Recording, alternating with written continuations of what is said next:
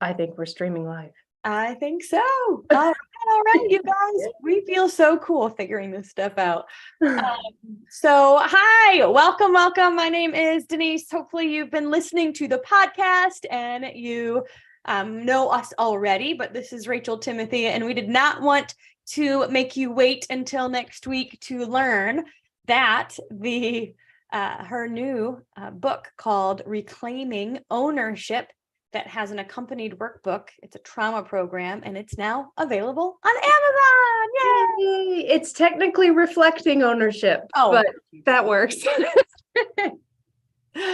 Reflecting ownership. I messed it up the other day, and I think that then that messed up word got in my head. So, but I wrote it right on the thing on our title here. Reflecting ownership is now.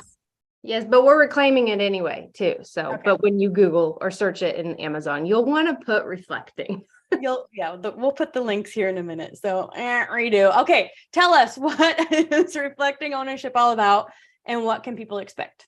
Yeah, so reflecting ownership came from a place of God really putting on my heart this idea of ownership, which is a word that I don't like, especially since I come from a childhood background of being trafficked and literally having an owner for many years. And so the word ownership just makes me sick.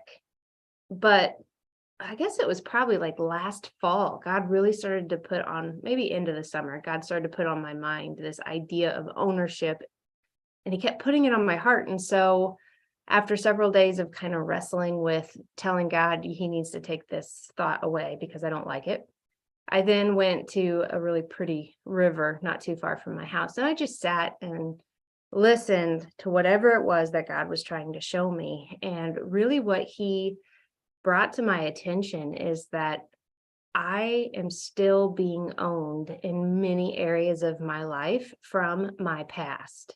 And it is coming through in behaviors that I have, in thoughts that I have, in my anxiety, in my feelings, in my relationship with God, in my relationship with others. It is showing up, but I'm not aware of it.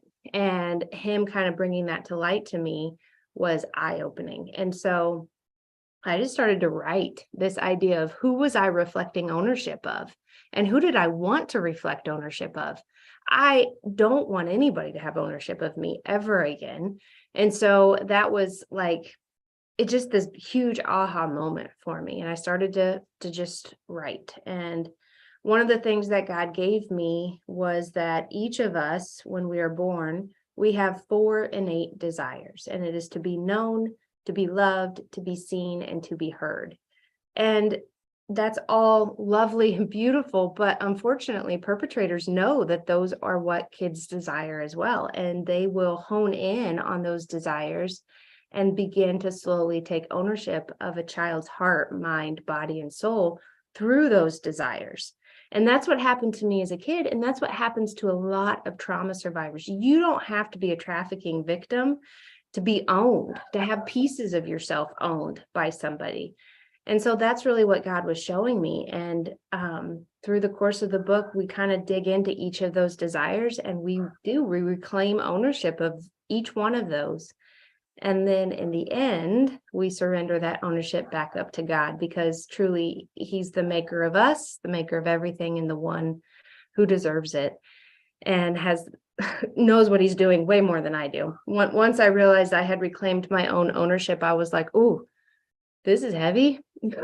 I need to give this to God."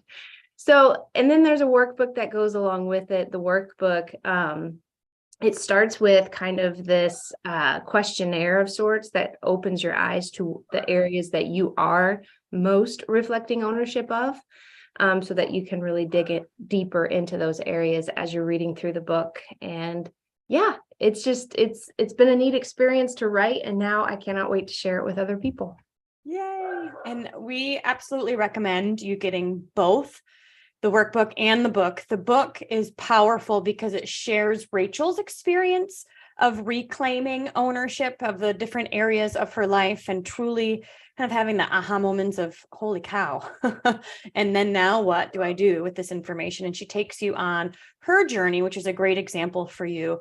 But we do recommend like reading chapter 1 and reflecting ownership, and then doing the workbook chapter 1. So then you can immediately answer your own questions about your own story and kind of be on this healing journey with Rachel. Yeah. And as Denise has said, trauma is never meant to be battled alone. And so we have a community on Facebook that we offer for you to be a part of as well. We put the link in one of the first pages of the book. And so you can hop on and just share stories, share aha moments, share hardships. We're going to be on there doing lives and just answering questions.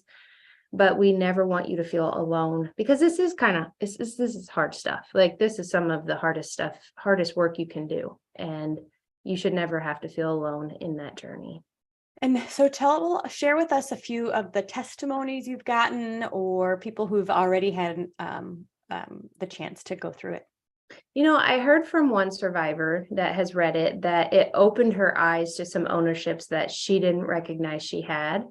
And really, it came down to some behaviors that she was exhibiting that when she started to read this book, she realized, oh, that's ownership. Like, that's not truly who I am. That's me trying to make somebody else happy. And so it really changed her perspective of her own behaviors. And she said, you know what? No more. Like, Jesus from now on is the only person who will have ownership of my life. I also heard from one who said it was a hard and painful read. So just being real here, it's not sugarcoating anything. Like, I dig into that yuck. But I also don't do it without purpose and without a plan of how to then get you out of that yuck and into freedom. And so even she said, like, it's painful. It's not something that she could probably do alone. But she sees how, if she truly does say yes to this book and dig deeper with this book, it could completely transform her life. So those are just a couple. Yay. Well, and it's true. The trauma work is so important. 90-Day U-Turn is truly geared on getting your life back. It's kind of like, all right, trauma is a piece of your story. It's not your whole story. Let's really relight your spark again and dream again and feel safe in your own body again and that kind of thing. But we found is that if people came to 90-Day U-Turn and hadn't done the trauma work yet, they weren't quite ready to dream again. They really needed to heal and come face to face with what they were experiencing and what they experienced, and work through that yuck, as you call it, in order to get to the other side, where then maybe then they could do 90-Day U-Turn and really start dreaming again. And so that's why this program is not on Zoom. We're not asking you to share with us necessarily, but we're offering a chance and a community to do that if you desire. So you can go through the workbook at your own pace, but then we'll also offer these community events and go live in the group to get to know people and answer questions and that kind of thing throughout the process as well. Yeah, I think one of the neatest things about this is there's no shame. Like, I've done almost everything you could think of that you would maybe consider shameful. And so it's just, this isn't to shame you. This isn't to blame you for wherever your ownership lies. This is just to recognize and then make that shift. And I'm just excited. I think this is going to be a beautiful journey for many people. And I think you will know that, like, one warning or one sign that maybe this is a book that would be helpful to you is if you're still captive by those negative coping skills. Mm-hmm. So the trauma could be years old. And you may be thinking, I'm fine. It was so long ago. I swear I'm fine. But yet, if there's addiction, if there's cutting or eating disorders, or like overworking, over-exercising, anything that's harmful to yourself is really a clue that the trauma is still owning you, even if you're trying to stuff it and ignore it. Yeah. And so that's a good clue to say, all right, no more stuffing. That doesn't work. Let's, what do they say? Lift up the hood, look under the carpet, whatever the analogy is, to clean it out, clean out that wound so then it can truly heal. Yeah. Or like if you're picking toxic relationship after toxic relationship, figuring out where that's coming from and why. Yeah, absolutely. Absolutely. So, Rachel, I am proud of you because God gave you this idea and you didn't spend years deciding, is this something I should do? Is this not something? You said, okay, I hear you and I'm doing it. And that obedience is just such fruit of your healing journey too. And you're able to give to others a roadmap, things that you've experienced that were helpful and things that have helped you really get to where you are today. So good work. And you guys, you need to get it, Reflecting Ownership.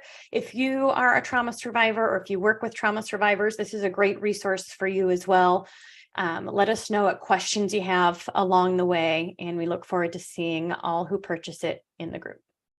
Awesome. Thank you.